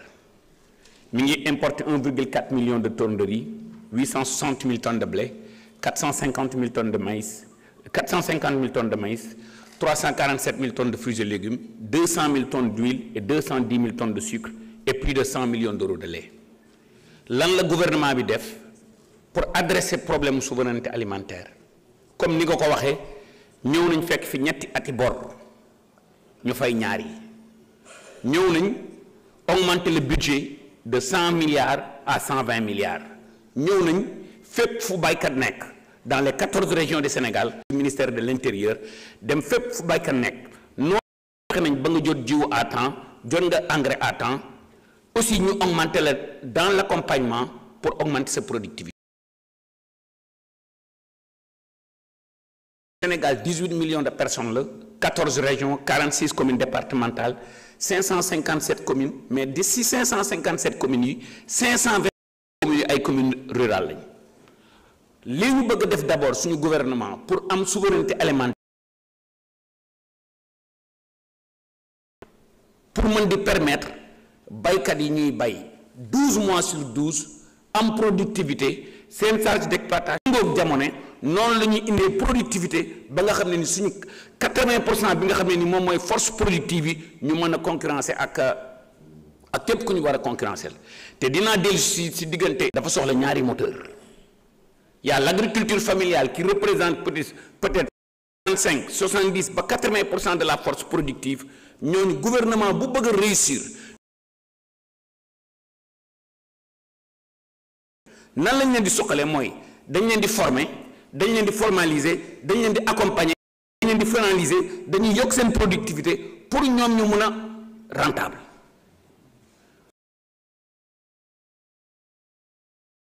nga dem def agriculture man dama def 27 ans de banque gagné li ma yàlla di gagné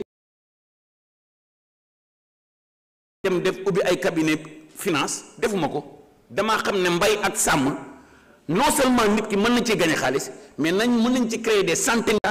hectares jëlal hectare de juróomi hectares yu nekk nga jox ko benn xale mu employé yeneen ñaari agripreneur on crée 34 000 emplois on importe 100 millions d'euros de lait c'est l'équivalent de 400 millions de litres de lait nag bu nekk su dee dafay produire 25 litres de lait il faut muy nga dundal ko presque 25 kilos d'ensilage c'est encore combien d'hectares qu'on peut créer ñoo ngi importer tomate concentrée 15 000 tonnes c'est l'équivalent de 80 000 tonnes de tomates fraîches vous imaginez combien d'emplois on peut créer avec ça donc tey jii pour ñu mën a am autosuffisance ak souveraineté alimentaire son excellence président de la République ak premier ministre bi jàppale bi ñu jàppale mbay mi ak sàmm gi kenn naataanee kenn dutee ci man mii ministre bi gis ngeen ma xale yi nee nañ awma bureau am naa bureau parce que baykat bureau mooy tool yi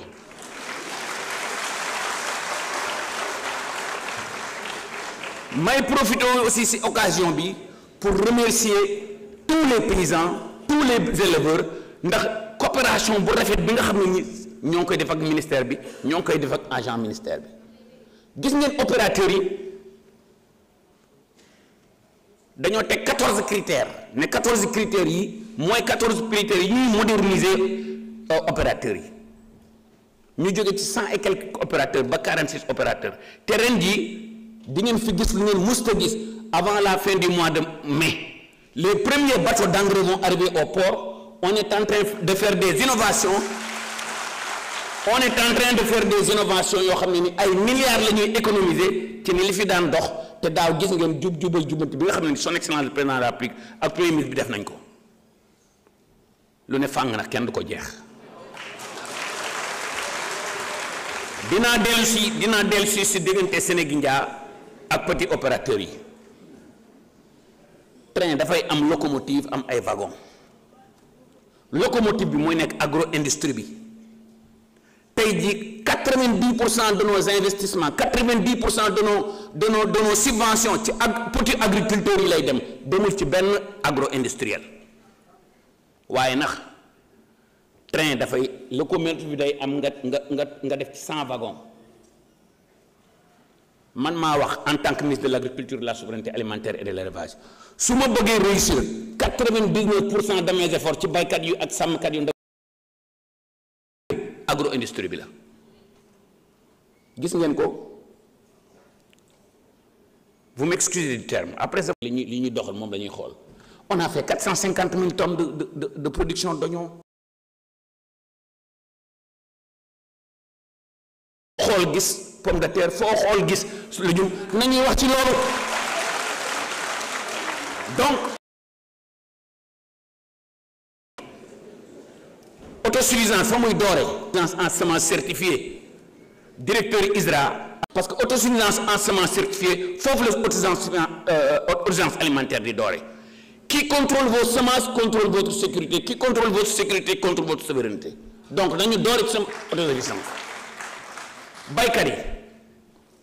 dinañ gën a jàppale ANCAR dinañ gën a jàppale DRDR yi lépp lu ñuy def dañ koy def ci coopérative agricole communautaire yi parce que loolu mooy moderniser agriculture beeg élevage bi. fi may daaneelee xool leen journée nationale de l'élevage bi son excellence président de la République inauguré dem leen laaj nit ñi ça fait 9 ans bi mooy 9e édition bi interroger leen nit ñi nga ne leen si 9 ans yi ci jàll ban moo gën a réussir parce que lan lañ def ensemble avec les éleveurs dañu naan nit doo ko jiital ba pare di ko teqatal ensemble avec les éleveurs dañoo préparer document bi def la déclaration de Kaolack nit ñi di ci liggéey li may fi may daal rek mooy que ne ce pays nous allons le construire ensemble co-construisons ce pays mais ci jub-jubal jubanti na je vous remercie. jërëjëf ñu ngi jox kàddu gi honorable Cheikh Faye.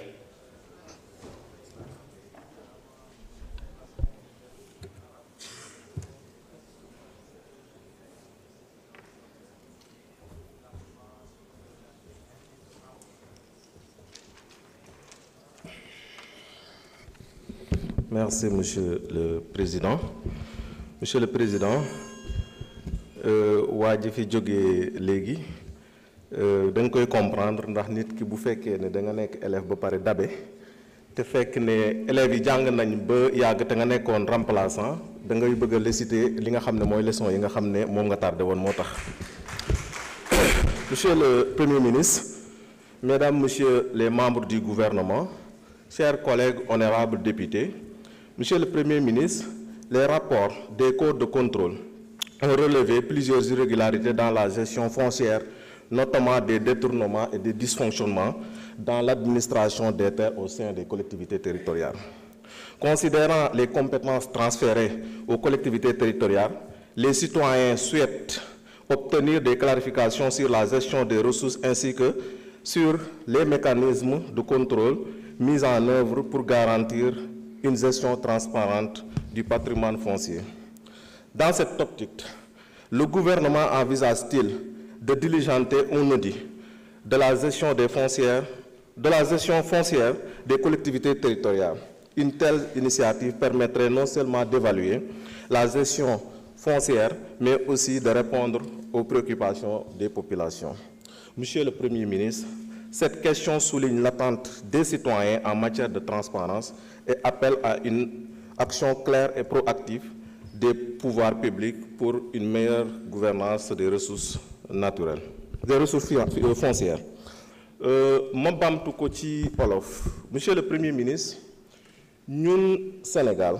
gis nañ ne ay rapport yu bëri yu ci mel ni rapport Cour des comptes day génnee ay lënc-lënc ci ni nga xam ne moom la ñu yoree suuf fii nii ci Sénégal te ci suuf soosu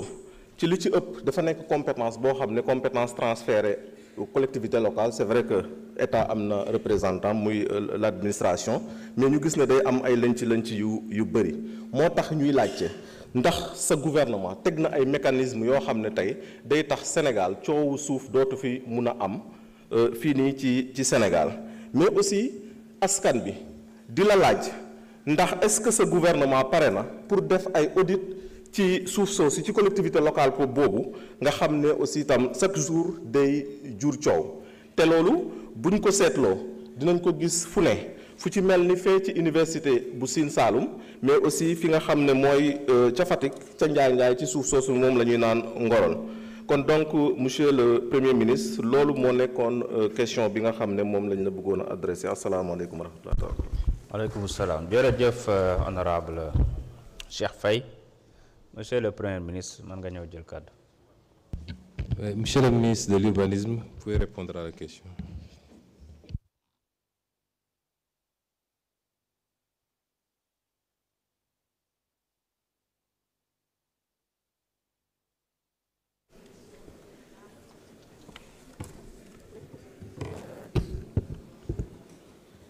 Monsieur le Président de l'Assemblée nationale, Monsieur le Premier ministre, chers collègues, honorables députés,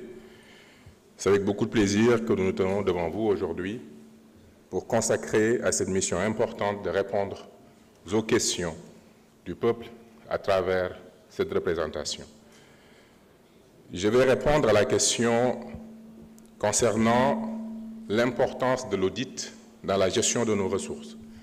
Et je confirme, et comme nous l'avons donné comme leitmotiv dans notre politique publique, il sera toujours question de vérifier, de contrôler et de faire de sorte que l'ensemble des ressources qui sont entre les mains de cette nation puissent aller vers les populations et selon leurs besoins. Et il ne sera pas uniquement question, pas uniquement lié à la question foncière,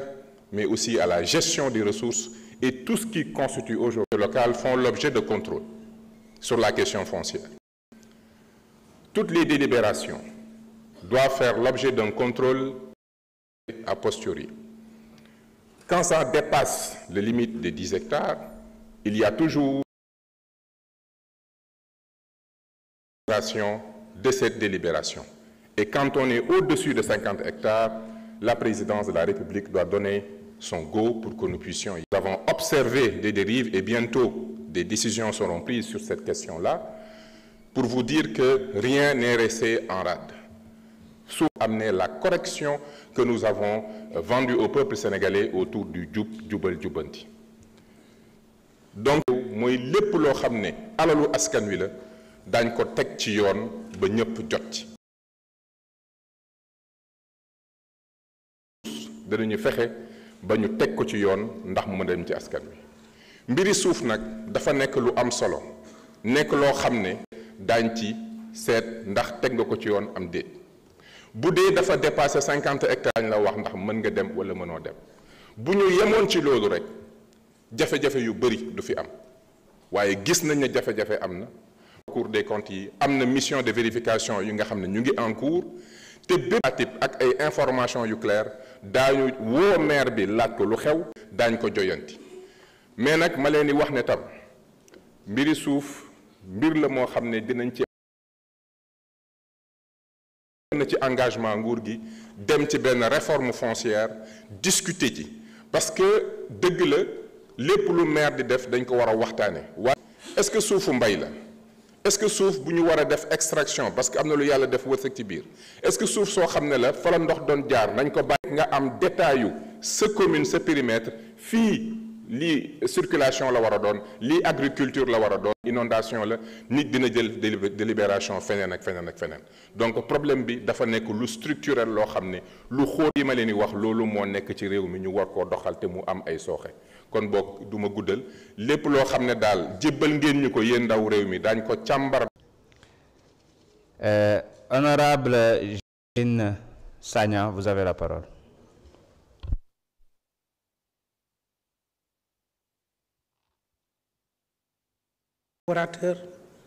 Honorables collègues députés, nuyu naa leen. Les acteurs de l'économie sociale et solidaire. Ainsi tout le monde de comprendre l'importance de votre question. ma bëgg a wax ne rek CPS yi ñu koy wax coopérative productive solidaire li ko tax a jóg mooy dafa nekk ay jumtuwaay yoo xam ne bu ngeen seetloo état bu Sénégal bi fi nekkoon ba laata le président Diomaye di ñëw ak le premier ministre Ousmane Sonko ñu joxe ñaari instruction benn bi des coopérateurs dinañu am possibilité ak le ministre wax ci chef mu démultiplier emploi yi su ko defee loolu dina mën a booster l'agriculture. dañu am convention boo xam ne convention bi daanaka mën nga wax ne ñeenti ministère rek di daje di def production kon ñooñu amaana dinañ am ay jafe-jafe ci jot ci xaalis bi mën cee liggéey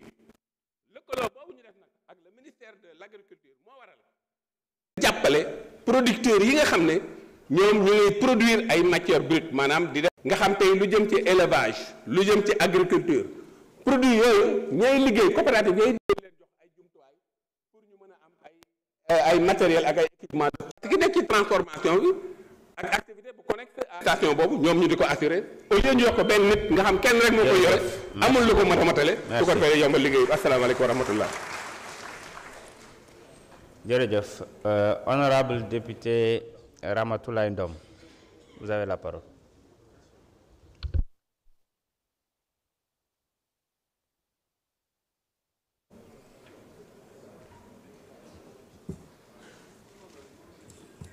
asalaamaaleykum wa rahmatullah. Monsieur le président maa ngi lay nuyu. Monsieur le premier ministre maa ngi lay nuyu ak sa membre du gouvernement. Chers collègues députés maa ngi leen di nuyu. Monsieur le premier ministre maa ngi lay féliciter yaak président Bassirou Diomaye ndax gis nañ bi ngeen toogee ci réew mi mu toll ci atu yàlla gis nañ fi ngeen fekk réew mi ak fi ngeen yóbbu réew mi ci 1 an yi askanu Sénégal di leen ci féliciter. Monsieur le premier ministre umpale woo leen ni Sénégal yàlla may na ko ay ressources minières yu baax yàlla may nañu or yàlla may nañu pétrole yàlla may nañu gaz yàlla may nañu zircon yàlla may nañu fer yàlla may nañu phosphate kon alhamdulilah yàlla desalatuñu dara. monsieur le premier ministre Sénégalais yi ginnaaw bi ñu leen falee tànn leen wóolu leen jox leen réew mi am nañu yaakaar ci gouvernement bu bees bi ndax umpale woo leen ni depuis 1960 ba tey gouvernement bu fi ñëw ak malgré li ñu yàlla may ci ressource gouvernement boobu moo dàq lépp rawatina gouvernement bii fi jógee umpale woo leen li mu fi bàyyi ci ay bor te ba léegi Sénégal mi ngi continuer di endetté ci pays étranger yi. Monsieur le ministre sama question mooy gouvernement bi yan levier la teg pour génne Sénégalais yi ci guuta boobu ndax ginnaaw yàlla bi ñu leen wóoloo ba dénk ñu réew mi yaakaar gi Sénégalais yi am yaakaar bi askan bi am ci gouvernement bi lañ ko yaakaar muy gouvernement Bassirou Diomaye ñu wóolu ko ci jubal jubbanti loolu moo doonoon sama question asalaamaaleykum wa rahmatullah. Merci, je vous remercie. jërëjëf. Monsieur le Premier ministre, vous avez la parole.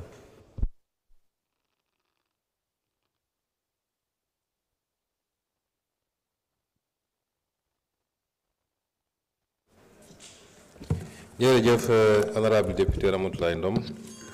da nga laaj bu am solo mooy bu ñu nekkoon ci situation normale sax naka la réew di fexe ba li mu soxla ci doole rawatina ci wàllu finance mu dajale ko loolu nag laaj bu xóot la ndax dafa am modèle bu ñu fi fekkoon su ma doon réformer laaj bi mooy ndax dañuy wéyale modèle boobu wala ndax dañ ciy génn ñun nag ñu jàpp ni modèle boobu musiba la ci Sénégal moo ñu andi ci guute gi mooy lan régime bu ñëw dina fexe ba taf-tafee def benn programme bi baax na baaxul généralement appréciation yi mi ngi noonu bu paree mu ne léegi nag il faut ma dem uti xaalis bu ma ko financer moo tax bi may nekk fii député su ngeen dellu see ci samay vidéo dama doon beaucoup insister sur le financement de nos politiques de développement ndax réew xaalis bi du jógee asamaan daanu si te si yéen léeg-léeg da ngay jàpp ni suñu yenn compatriotes yi dañu jàpp ni suñu nee nguur rek mooy mën na lépp mais nguur fan la dooleem di jóge ci wàllu alal premier poste bi mooy li waa réew mi yëpp di daje ni comme ñoo bëgg réew mi jag faw kenn ku ne am lu mu làmb ci poosam ñu koy tuddee l'impôt ak forme bu mu munti jël réew boo munti dem ci àdduna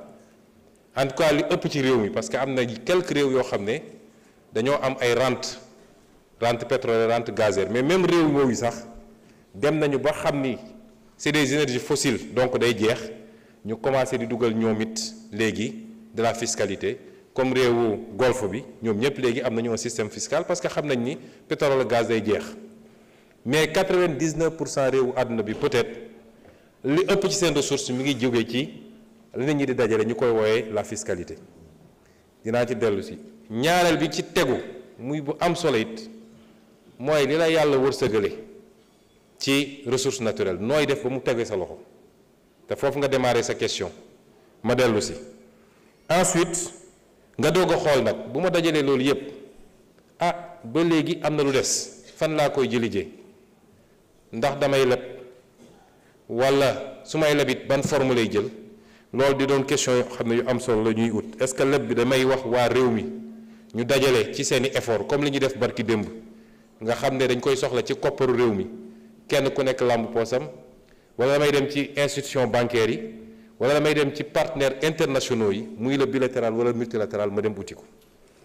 ñun nag suñu réew gars yi dañ daan def seen programme ba pare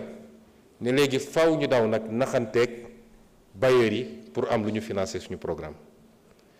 moo tax bu ñu wootee souveraineté ñun ñëpp dañu war a d'accord ni souveraineté dafa am nag prix souveraineté damaa bëgg a moom sama bopp dafa am lu mu àndal de mooy ñun nañu fexe ba li réew mi laaj ñu génne ko ci ñun premier facteur bi mooy sénégalais yi nañu familiariser wu ak impôt ñun suñu wareef mooy dañuy def réforme fiscale ñu ngi ciy liggéey te bu ñoree dinañ ko andi fii assemblée suñu gis-gis mooy nañu fexe ba l'impôt gi ñu oyofal ko waaye na ko ñëpp fay ñi ko war a fay ñëpp bokk impôt bi gën mooy bi nga xam ne fexe nañu ba nit ñi àttan ko waaye ñi ko war a fay yëpp fay mooy li ñuy wax des taux acceptables mais une assiette élargie te boo seetee tey ci Sénégal lii fay l'impôt néew na soo jëlee l'impôt foncier bi rek man bi ma ciy liggéey ci ay at boobu maa ngi woon impôt domaine y avait moins de 10% des assiettes immobilières yu doon fay l'impôt foncier au Sénégal normalement noonu nga koy jëlee feneen ak feneen ñu fexe it ba tappale yi ñu doon def yépp di joxe ay exonération yoo xam ne dara justifié wu ko ay multinationales nga jox leen exonération ñu ñëw pomper sa alal dem te fay ñu l'impôt ñu génne ko fi tappale yi daan am ci joxe ministre capacité wax naa ko fii ci tribune assemblée nationale boobu ministre ba fa newoon defe naa war na fay teew tey ndax député la woon ma ne ko tappale yi ngeen nekkee bàyyi leen ko ndax yow amoo sañ-sañu assemblée nationale consentir l'impôt nit def fraude fiscale administration fiscale def liggéeyam gis ko yow nga am sañ-sañ yow ministre jël sa xalima ne effacé naa ko ay centaines de milliards comme ça ñu effacé ko lépp li ñuy wax niche fiscale ak lépp li ñuy wax mauvaise pratique fiscale ñu régler ko bu ñu ko defee dinañu gis ni lu ñu l'impôt doon jox 1000 peut-être dinañu jox 2000 foofu muy benn ñaareel bi wax nga léegi suñu ressource naturelle parce que man ay waxu FMI ak yooyu fële laa ko teg man di fi ñu bëgg a teg FMI ci suñu gis-gis ak suñu dundin moo dul yoon ba société fan yi passé dafa mel ni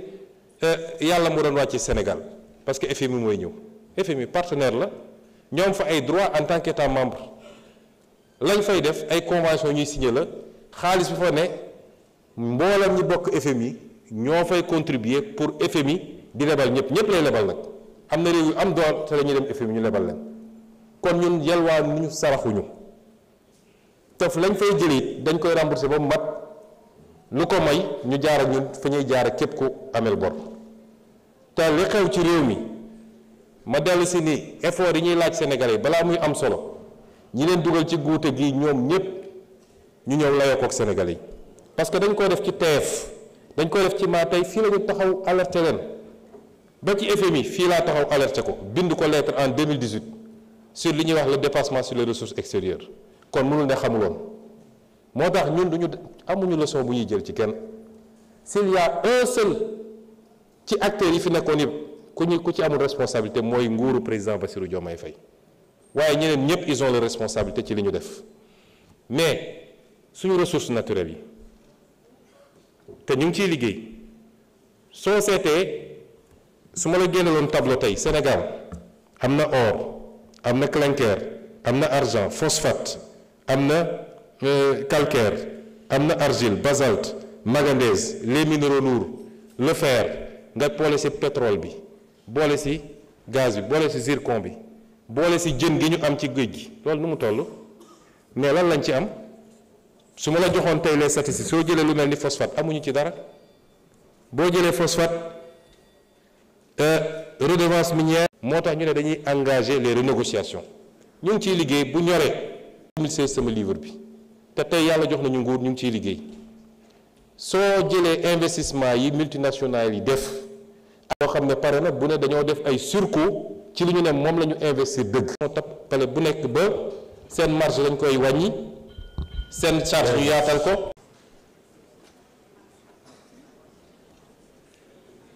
Monsieur le Premier ministre, mesdames, messieurs, ci bés yi ñu génn j'étais à la rencontre des pêcheurs de la Petite Côte. J'ai rencontré le Jaraaf Badou-Ndoye, plus précisément à Mbour, ak li nga xam ne ni moo tax seeni jafe-jafe gën a accentuer moom saleté bi nga xam ne ni mu ngi dugg ci biir géej gi saleté boobu mën na jóge ci usines yi nga xam ne ni ñoom ñoo nekk ci que la chaîne alimentaire est profondément perturbée. Pourquoi? Parce que li ñuy dundee saleté bi daf su ñuy def des allers-retours de dem ak ñëw du ñu am